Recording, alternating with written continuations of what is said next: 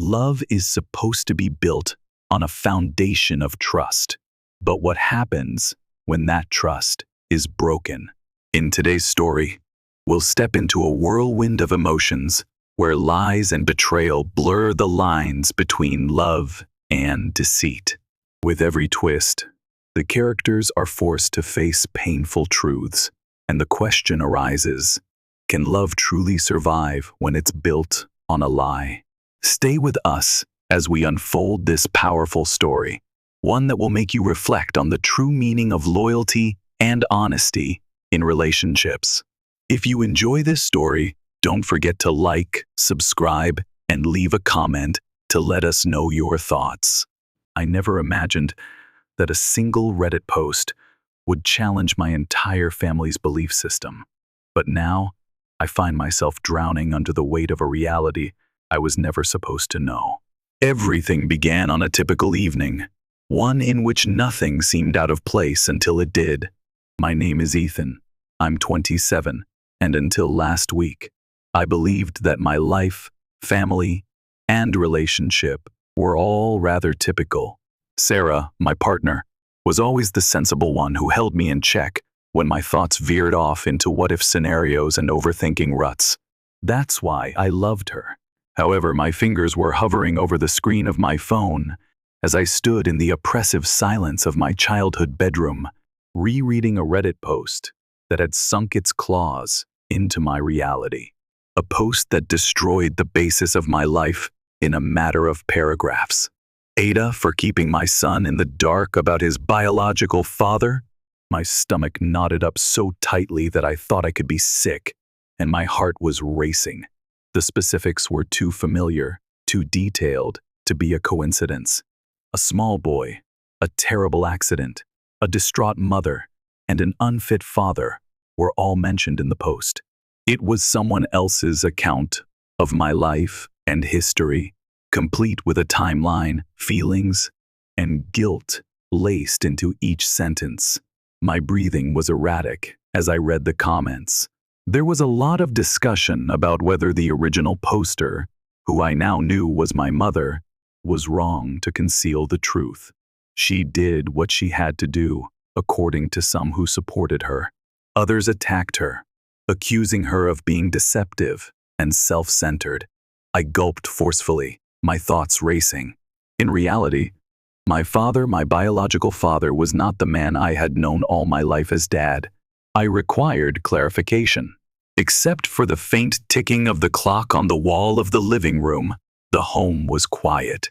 With trembling hands, I clutched my phone and headed downstairs. In the kitchen, with her back to me, my mother was absorbed in her thoughts and scrubbed the surface absently.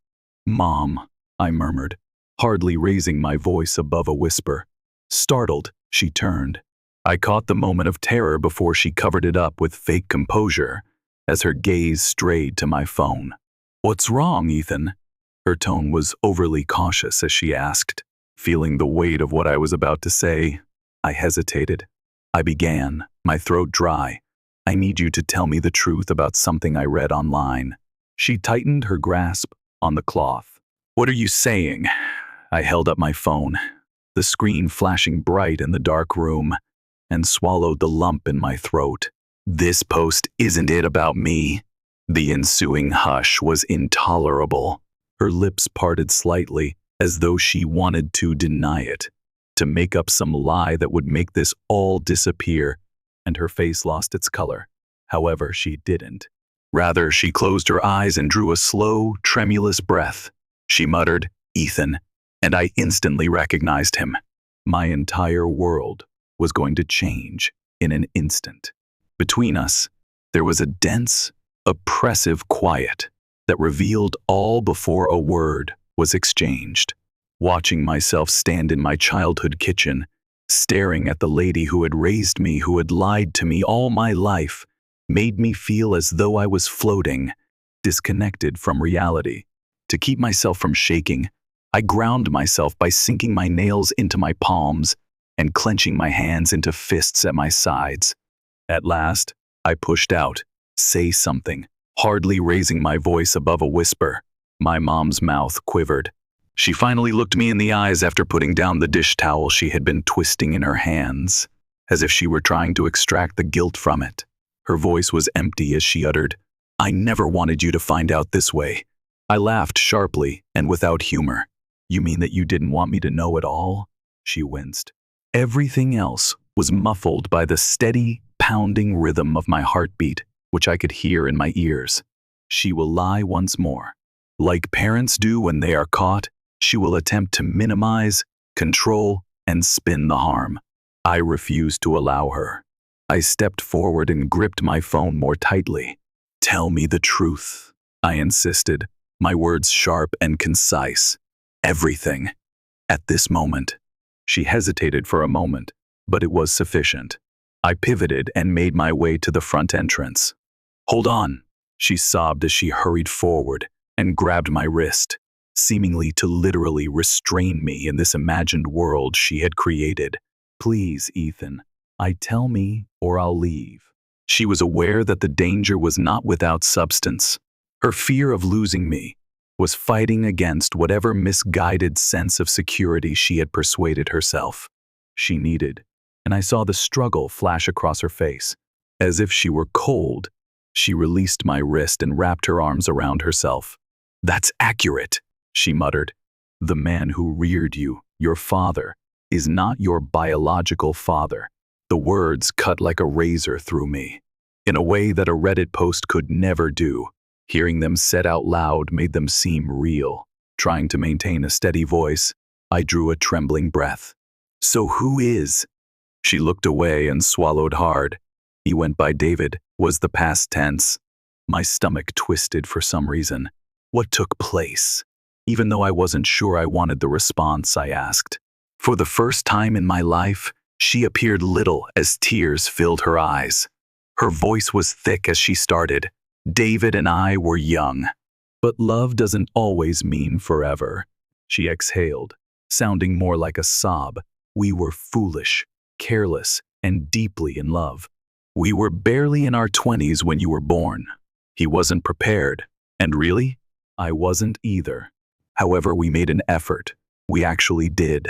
I kept quiet so she could reveal the truth she had been hiding for decades. We got into a fight. A great deal," she went on, her voice trembling, "over money, over responsibility, over the fact that we had a baby when we were both still children ourselves. And then, everything changed one night. As if to brace herself, she stopped and closed her eyes. She eventually stated, there was an accident. David drove off in the middle of the night after we argued, while he was intoxicated. He never got home. My breath caught in my throat as I gazed at her. Did he die? I muttered. She blinked back tears as she nodded. Ethan, I was crushed. I held myself responsible. If I hadn't, her voice broke, and she paused before speaking again. Then I met Mark a few months later. He was patient, polite, and most importantly, he was present. When I most needed someone, he came through. A harsh breath came out of my mouth. And you simply allowed him to replace David? Her eyes were wiped. I didn't permit him. It simply occurred. Mark loved you as if you were his own, and you were very little. I believed that this was a better option. I stepped back as if I needed to physically separate myself from her remarks, and shook my head. For whom is it better? I spat. Because it was definitely not for me. Please, Ethan, she begged. I did what I believed to be right, I retorted, but you didn't tell me. You allowed me to live my entire life under the mistaken impression that I knew who I was, while you were sitting on this enormous transformative truth as if it didn't exist. As she opened her mouth to answer, I started to move away. I had to breathe. I required room. Before I said something I couldn't take back, I had to leave that house immediately. I mumbled, my voice scarcely coherent. I can't do this right now. Ethan, before she could continue, I turned and raced out the front door. I felt like I was slapped by the chilly air, but it didn't help me think. The father I believed to be mine had recently passed away, and the one who was actually mine had passed away long before I had the opportunity to get to know him. Worst of all, I didn't know what to do. The lamps on the roads I hardly knew blurred into long streaks against my windshield as I drove aimlessly for hours. The outside world seemed far away, unreal, as if I were alternating between the life I believed I had and the one I was now being made to accept. David. That name kept repeating in my mind like an unavoidable echo. A man who had once embraced me and referred to me as his son lives somewhere in the liminal area between the past and the present. A man who never had the opportunity to witness my maturation. What's the worst? I didn't know who he was. I clutched the steering wheel until my knuckles turned white as I pulled into an empty gas station. Under the fluorescent lights, my face was pallid, my jaw was clenched, and my eyes were hollow, making me appear like a stranger in the rearview mirror.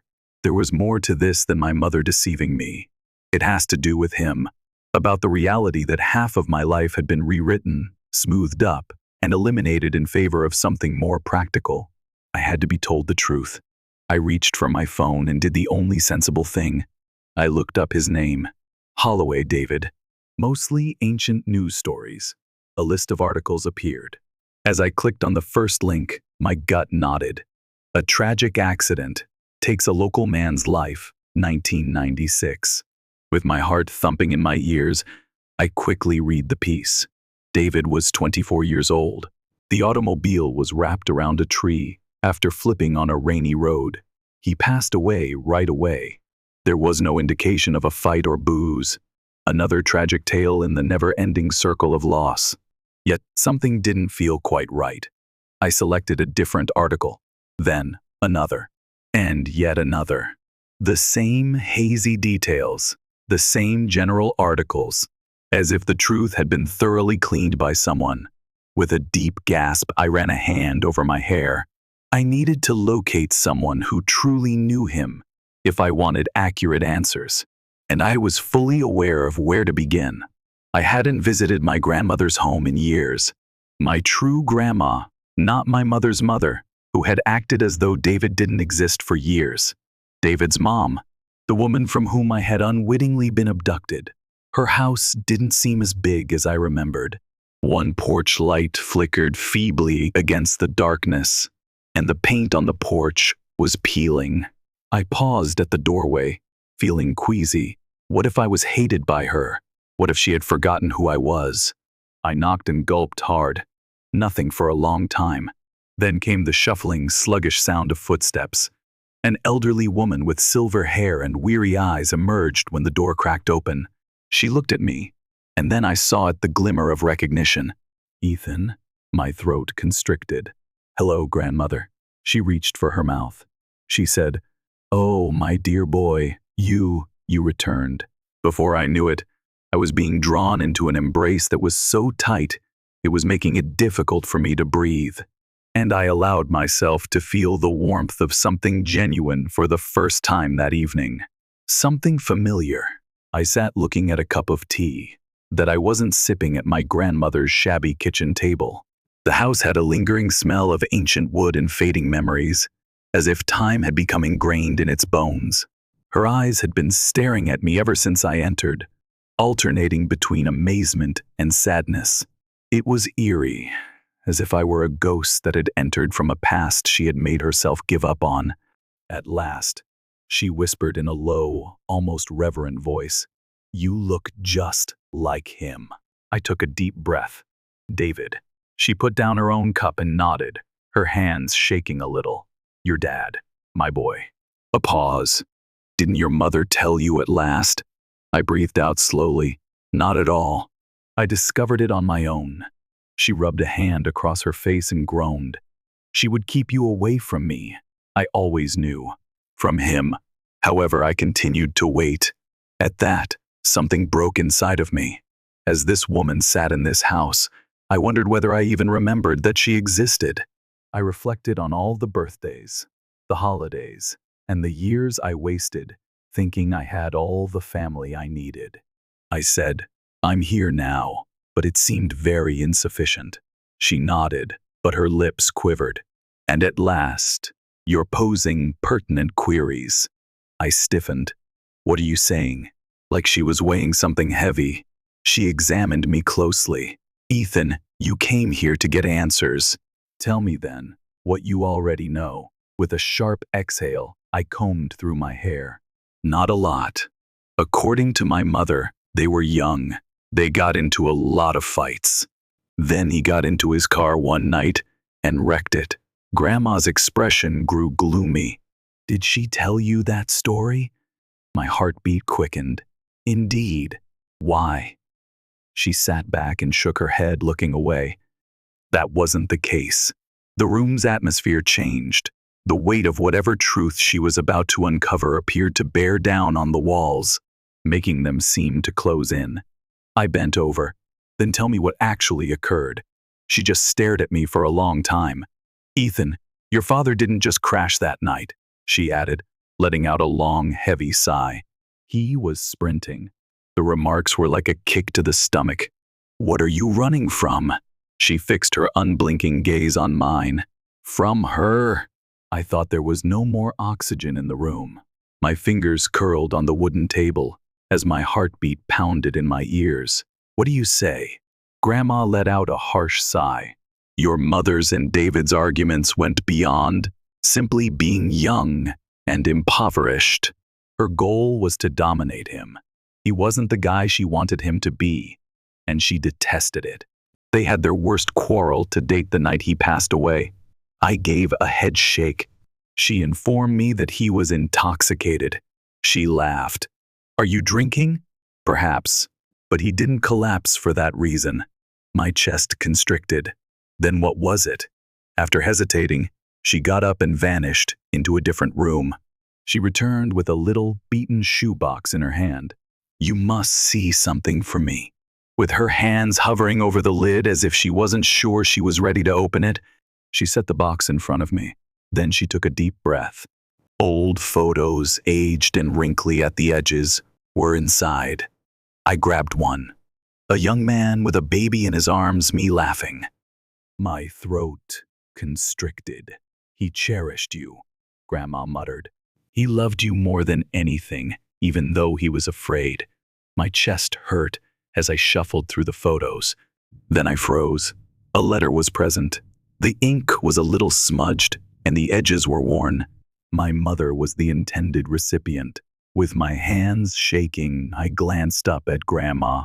After he passed away, I discovered that in his belongings, she stated, he never had the opportunity to send it. I unfurled the letter after swallowing the lump in my throat. Lena, I am no longer able to do this. I can't continue to live under your rule, even though I adore Ethan. In my own life, I feel like a prisoner. I require room. I have to take a breath. Tonight, I'm going out. Perhaps we can speak again when you're ready to let go of whatever it is that's causing you so much anger. I just need to leave right now, though. Don't make things more difficult than they already are, please. David, the words were hazy because my vision was swimming. He was heading out, avoiding her, not leaving me. And he didn't escape. I gripped the page tightly. She gave me the impression that he was just a careless young man who killed himself after drinking too much. It was little more than a whisper when Grandma spoke, because it was simpler than being honest with you. I felt a horrible feeling in my stomach. My mother was more than just a secret keeper. She had changed the course of history. Furthermore, I doubted that I would ever be able to forgive her for it. I sat outside my mother's house in my car, clutching the steering wheel till my fingers hurt. I felt like a thundercloud about to burst under the weight of everything I had just learned. She was lying, not only about my dad's identity, but also about the type of man he was, about her character as a lady. David hadn't been some careless youngster who messed up after drinking too much. She had caused him to flee, and he didn't escape. It wasn't until I was standing on the porch, breathing in ragged gasps, that I realized I had gotten out of the automobile. Before I could reconsider, my knuckles closed on the door. The door creaked open a few seconds later. When she saw me, my mother's eyes widened, and her face emerged, still exhausted from our last argument. Ethan, she exhaled. her face displaying a hint of relaxation. Grateful to God. The letter was thrust into her hands by me. Her eyes flashed with confusion as she peered down. She read it after that. Her face turned white. I remained silent. I waited and observed her. She didn't glance up at me, but her hands shook as she folded the letter shut. You knew, I murmured in a lethal silence. You were aware that he wasn't some careless inebriate who abandoned me. He desired me. You knew that. You were aware of his departure. And you gave me the impression that he was a careless idiot all along. Her breath caught. Ethan, don't you dare try to lie to me again, I said as I entered and slammed the door behind me. As if attempting to keep herself together, she pressed a hand to her forehead. I tried to keep you safe. I laughed resentfully. What will you protect me from? From reality? From the fact that, in your story, my father wasn't the villain? Her eyes filled with tears. He was getting away from us. No, I replied, clenching my fists and shaking my head. He was abandoning you. There is a distinction. There was silence between us.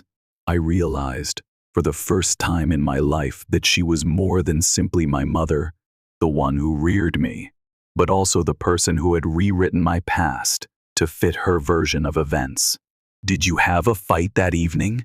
I questioned in a chilly tone. She took a deep breath. Did you force him into the vehicle? She jerked her head up. What? No. I would never have, with a voice as harsh as a sword. I interrupted. But you knew he was leaving. He was done with you, and you knew it. He was finally escaping, and you knew it. And you allowed me to grow up thinking it was his fault when he crashed and died. She was crying now, but I didn't feel anything. I responded, you allowed me to hate a man who only ever loved me, and I doubt I'll ever be able to forgive you for that. I was already turning away when she gasped, as if I had hit her. Ethan, she stutteringly said, please. With my hand on the knob, I paused at the door. I nearly went back for a second. I nearly convinced myself that there was still something worthwhile between us. However, there wasn't. I said nothing more and went out, slamming the door behind me. The repercussions: I didn't return home that evening. I didn't give her a call. I sobbed into the telephone and didn't answer her voicemails or texts. I allowed myself to mourn the man I never met while I was at my grandmother's house, sitting in the living room with old photos of my father. I had no idea what would happen next. However, I was convinced of one thing. The world she created for me, the one I believed I had, was over, and I was at last free for the first time.